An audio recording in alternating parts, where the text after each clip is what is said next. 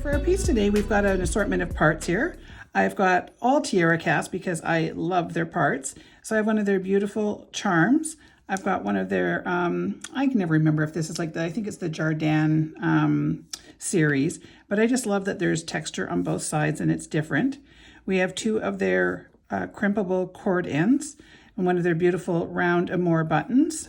I have two different sizes of jump rings. So these, this one is the 18 gauge 4mm and this is the 18 gauge 6mm.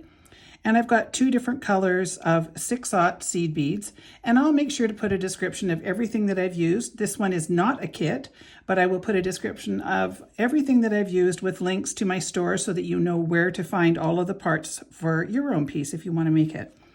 I also have about 2 and a bit meters of 1mm leather cording. So I actually used about 2.5 meters because I like to have a little bit more, but you could probably get away with closer to 2. And then I have about 12 inches of 1.5mm leather cording. And for our tools, we're going to be using a barrel knot tube, and we're just going to be using a pair of chain nose pliers and bent chain nose pliers. I'm also going to be using some Loctite super glue.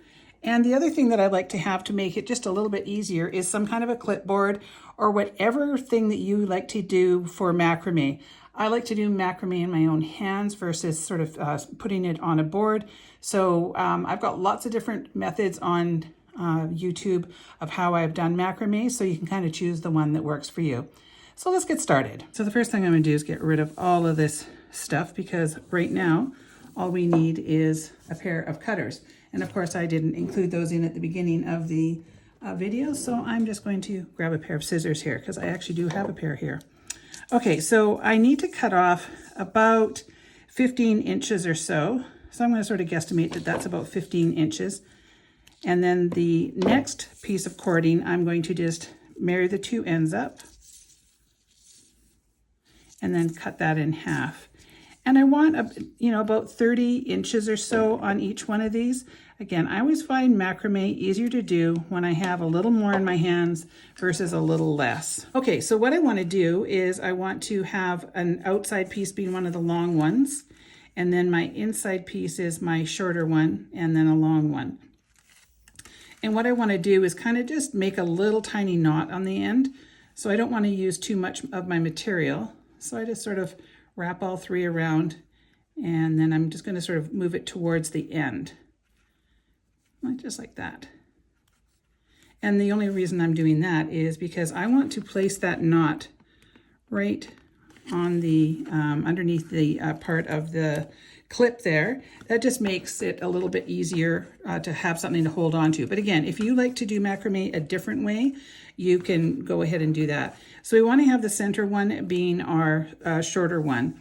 So I'm going to put approximately somewhere around 14 to 16 beads on the middle one. So that will be depending how big you need yours. And I will give you measurements at the very end as to what this should fit. I did about 16 on one and 14 on the other. So, this is unfortunately one of those ones that's a little more difficult to size. But like I said, I will get you some actual measurements and we will see where this goes. And I do have a little bit of a troubleshooting thing that we can do at the end should you make it and it's just slightly too long. So, there's always things that you can do to make things fit a little bit better. So what I'm going to be doing is having sort of an accent color on the inside. Now I'm not putting the full amount because I'm going to be swapping this out. I'm just going to kind of get it started. So on this middle one, I just put my whatever color I decide that I want, and then I tie just a little tiny knot on the end. I don't pull it tight because I do want to be able to get that undone later. I just want to make sure that when these are kind of scooshed down here, that they're not going to come off the end. So the way that I get this started is I don't worry about beads and I just start doing my square knots. So the way that I do that is I'm going to make sort of like a P. You can see that kind of looks like a P. So I'm going over top of that leather and then I'm bringing this leather over top of that tail, and then it has to go underneath and up through that hole. So I just kind of like grab it and pull it up through that hole there. Now, like I said, I like to do macrame in my hands because I feel like I have more control when I do that, but it's up to you how you like that. Okay, so now the one thing you want to make sure is that you're not pulling on your leather really super tight, because it's only 1 millimeter leather and it can break. So we're going to sort of get that into position using a firm sort of pressure, but we're not pulling because you don't want to snap your leather. Now to make the other side of the square knot, you do sort of like a Q. So it's like a backwards P. So you go over top and then under and up through the hole there. And I'm going to do this 3 times. So what I like to do is kind of get it into position, and then I just gently sort of jiggle it back and forth. Again, I'm not pulling. My first one I started this morning, I was reefing on it, and I actually did break my leather. So a good tip is to check your leather before you're cutting it. If you happen to have like a bigger piece of leather, run your fingers down it and make sure that it doesn't have any little nicks or things like that. And if it does, I would cut it off at that point, because that's where it will snap if you are doing something like macrame with leather. Leather, it's a natural product, so sometimes there's like a little weakened point. So a full square knot is 1 P. And you can see I just do it again in my hand, make it easy. You can push down that middle one so that you can kind of see what's going on. And then the other side is a Q. So you have to do a P and a Q. If you don't do that, then you will end up with sort of a spiral. Okay. So there we go. We've got 3 on there. So now what I'm going to do is put my secondary color on one side and on my other side, and pull those up towards what I'm working on there. And then I'm going to take one of my red and push that up. So we've got our center color and then our outer color. And now I'm going to do a P. So always make sure, it's hard because the leather has a bit of a roundness to it, so it's hard for me to get this to lay flat. But you always want to make sure that your P is coming over top of that tail that's there, and then going underneath. See, I get too many, actually, I did that wrong. So you always want to make sure, sometimes when I'm filming, my brain's working faster than my hands, or my hands are working faster than my brain. All right, so you want to make sure that you're doing a P. Then you're taking the tail, and that's going over top. Pardon me for doing that backwards. And then I am going to pull that up. And you can see I'm putting my thumb on that middle piece because it does kind of help a little bit for me. All right, so now what I need to do is jockey these all into position. So what it should look like is that. So I don't want to pull that super tight because I don't want this to buckle. I just want to make sure they're all sort of encapsulated with leather there. And then I'm going to do my Q, so just the backwards one. Up through the hole. And then, again, sort of not pulling it tight, but I'm, tightening it up a bit. All right, and then I'm going to repeat that multiple times until I run out of beads in the middle. So I'll just show you again. So I put 1 on each side. And then I bring up 1 in the center. And then I do my P there.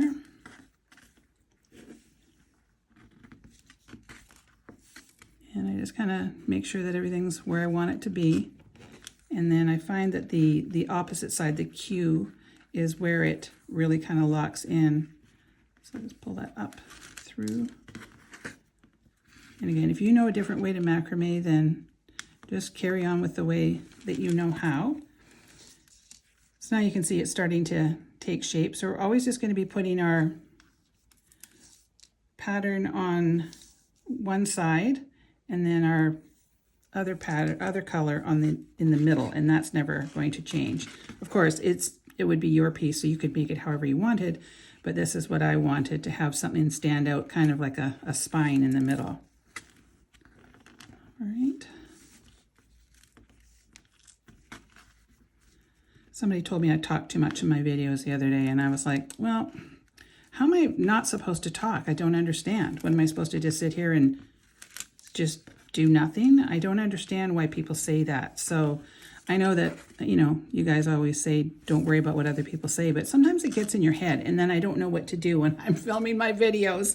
So that's why I'm a little bit off. I'm like, well, should I not be talking so much? Anyway, that's just who I am. If you don't like it, just scroll along, I guess, right? Okay, so this is the way we're going to start off. So I am going to swap it out to one that I've already started, which is a completely different color. So this one is using a completely different color. So I've used the antique gray, and then I've used this beautiful saffron, and I can't remember the name of the color on here, but it's, I know it's 6-94506 on our website, and I just think that's a beautiful kind of combination. So I've done 1, 2, 3, 4, 5, 6, 7, 8, 9, 10, 11, 12, 13, 14, 15 on this one. Okay, so I'm just going to scoot it up here to make sure that you can see the end. So once I've got however many I want, I am going to finish it off the same way that I started. So I started off with 3, and I'm going to end with 3. And this is going to be 1, because that actually counts as 1 there, at least in the design of it. Now this particular leather, I have felt all kinds of little sort of nicks, and like you can see right there, like there's little bends in it that make me very nervous when I'm making macrame. So I've been extremely careful with this particular leather because I want to get to just this very last stitch and not have anything break. So far so good, but not all leathers are as supple as the others. You know, like sometimes you'll get one and they're just really nice and supple, and then other times they have little nicks or they're a little crunchier. So, you know, and we can't, there's nothing that we can do about that. It's natural product.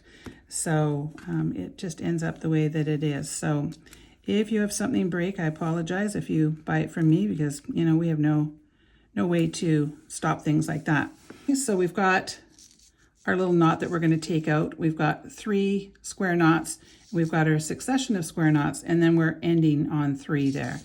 So all I'm going to do is undo this little knot. Okay, so I've got this much left. So you can see how much we had left over. So you could probably get away with a little bit less. But again, I find it really hard to make knots with just, you know, scrimping.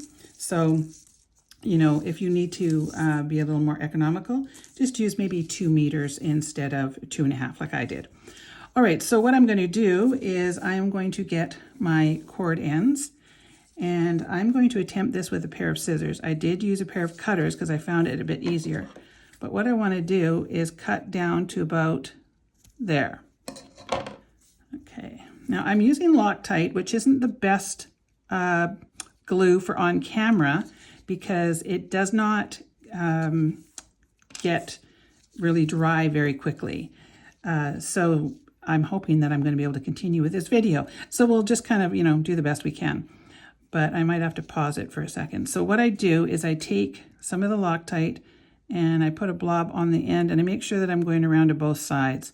And it's best to keep, like, you know, a piece of paper or something with you so that, or, you know, something to clean up.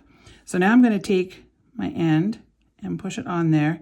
And I want to push it right up against the first square knot there. And I'm just going to hold it for, you know, I was holding them for probably a solid minute. I'm not going to make you watch that on camera, so I'll probably edit this out unless I can kind of, I think it'll stay. That might stay. So let's just kind of hope for the best. All right, so the same on the other end. So I want to have them lined up so that they're all even when I cut. And I want to get about 1/4 of an inch or so. Get rid of these little ends. And you kind of have to like force them together like that to get a bit of glue to get on all of them. Now the good thing about these crimp ends, I got to put enough, say I've got nothing on that end, or that side I should say. So I want to make sure I've got enough. The good thing about these is that they are crimpable. So if you get this on here and you're thinking, oh goodness, I just worry about that so much, I don't want to chance that it could come out, then what I would do is just take my pliers and press down on one side and flip it over and press down on the other. But I don't want that look on this particular one. I want to have something that's a little, I don't know, a little more decorative. And I find when you crimp them down, they get just a little bit kind of smushed. But, you know, either way. So I'm hoping that this is going to hold for the rest of the demo. So on one end, we are going to put our ring. And this is, it does have two sides to it, so you can decide whatever way that you want it. Well, let's go with that side. And I'm going to actually put 2 jump rings through here. So the way that you open up a jump ring is you're going to take a bent chain nose on one side and your chain nose on the other, and you're just going to do an opposite movement. And we're going to run that through the end of the cord end, and we're going to put it through this ring. Now the reason that I'm using 2 is I just want a little bit of a bulkier look. Now sometimes when you go to push these back, they don't want to go. So if you kind of go on top and push it, it will lock it in there. These are 18 gauge, so they're a little bit on the heavy side, which is exactly what we want. So you could leave it at just 1. Through there. And there we go. So I find it easier to turn my bent chain nose over the other way when I'm doing these up. And these are hard to get done up, so I just kind of boss them around. Okay, so we have that. And then I am going to pop a charm on here. So I'm going to open this up. So we're using our larger one again.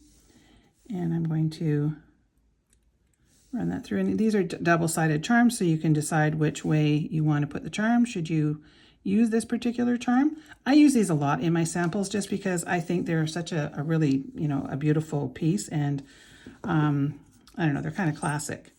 All right, on this end, if you have seen me make jewelry before, you know that I often use 3 jump rings just because I like the way that it extends it out.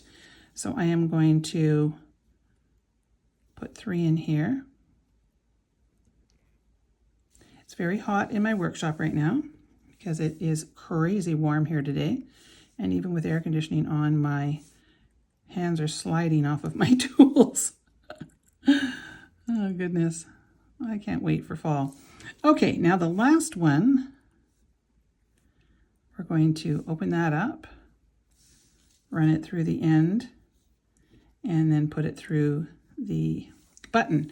And I just find that by giving it that extra little bit of length, it makes it much easier to open and close any kind of clasp, but especially with a button, it gives it, you've got a little bit of a neck on there, so it moves around a little bit easier when you've got a little bit extra on there. Okay, now on this end, we are going to take our leather, our 1.5 millimeter piece of leather, and I've only got about 12 inches here, and I'm going to run that through. So I'm going to keep a couple inches on one side and then the longer piece on the top. And then I'm going to take my barrel knot tube and I'm going to wrap close to the ring 3 times and then come in the back end and then pull my tube out. And then now I'm going to, I don't want that tight on the ring, so I just put my thumbnail there and push against that, and then that's exactly where I want it. And now we're going to create another one using the long piece. And I know sort of from experience that I have to make it about that big for my button, but I will show you a little tip. So we'll go around 3 times. And again, you might be able to do this with 10 inches, but I find it hard. So just going to loosely sort of start that. And then I'm going to take my button and place it through and make sure it fits. That's just a little tight, so what I'll do is just kind of pull that back a bit. And there we go, that's perfect. So now that I know that that's where I want it, again, I just put my nail there, and then when I tighten it up, it just pushes against my nail, and that's where it kind of locks in the size. All right, so now I'm going to trim that off. And then I'm also going to take my Loctite. I'm going to do this after the fact. I'm going to put a little dab here. Now you can also see where my nail kind of scraped off a bit of the color. Because these are dyed, it can remove some of the color. And I don't think I have one in my drawer here, but what I would do if this was my piece and I was getting, going to sell it, I would just take a little bit of Sharpie and put that over so that that did not show at all. And it just kind of soaks right into the leather. So I would take just a little dab of glue and put it there, and then one on the opposite side, and then a little dab here, just because this is the part that's going to take the most punishment. All right, so let me grab both of them here and I will show you the end result. All right, so here's the two that I have made. This is the very first one that I made, and this has like the chartreuse and then the, I think that's like a yellow Picasso in the middle, and then I used the antique brown cording and the antique pewter findings. And then this is the one that I was working on in the last part of the project with the antique bronze and the Picasso, two different colors. And I never can remember the actual color names of them, so I will make sure to list everything that I used in both of the colors. So I have this handy dandy little measuring thing here. Now I don't sell these because they're really hard to ship, but I find this really helpful. So this one here, I used 1, 2, 3, 4, 5, 6, 7, 8, 9, 10, 11, 12, 13, 14, 15, 16 of the beads. Now I have a large wrist. I have about a 7.5 to 7 3/4 inch wrist, and this probably would fit me if it had been worn a little bit, if it was sort of stretched out. But let me show you what sort of size that goes to. So with that many, with 16 on there, it goes about 7 1/4 to 7.5, just for, size wise. Now this one we had 1, 2, 3, 4, 5, 6, 7, 8, 9, 10, 11, 12, 13, 14, 15. So one less, and that takes us to 6 3/4 to 7. That's upside down. I can see that the charm's going the wrong way. So yeah, this one's about maybe 6.5 to 6 3/4. So if you take out one row, just one row at all, you're going to drop yourself down by a whole size of your bracelet. So if you need a really tiny bracelet, you could take out 1 or 2, but I would just take them out by increments of 1. So now if I was going to be making this for a large wrist, instead of 16, I would put at least 17. The other thing that you could do is if you're a little bit nervous about, how do you measure, you could add another row of your square knots on either end. So if you made it and then you sort of figured out that this wasn't going to fix, I'm just going to grab my ruler here, but I think this little bit here usually is about another, what is that? That adds 2.5 inches. From here to here adds 2.5 inches. So if you made it and you think, oh goodness, it's not going to be quite big enough, you can add an extra 1 or 2 of the square knots on either end, because you do have that little bit of extra leather on the end. And if you had to put a little bit on more on one side than on the other, nobody's ever going to notice. People don't notice those little tiny things. So your first one will probably be an experiment, because that's what generally happens, because it depends on how tight you make your weaves. And so everybody's just going to be a little bit different. So to tell you exact sizing is almost impossible, because there's so many variables depending on how tight you go with your knots.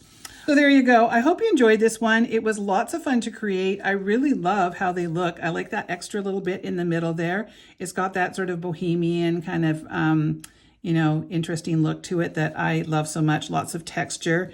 And, you can totally customize this one by changing out buttons and charms and rings and all sorts of things. So if you did like this one, please make sure to give me a thumbs up. I really appreciate everybody that's been coming to my channel lately. I am about to hit 100,000 subscribers, I would think, by tomorrow morning. Like, you cannot imagine how exciting that is for somebody who's been slogging it along on YouTube forever. So thank you to everybody that has liked and commented and subscribed over the years. It really, really means the world to me. So again, everything will be listed in the description box below. Make sure to give me a big thumbs up, because I'm super excited to do this one. And thanks again for joining me, and we will see you on the next one.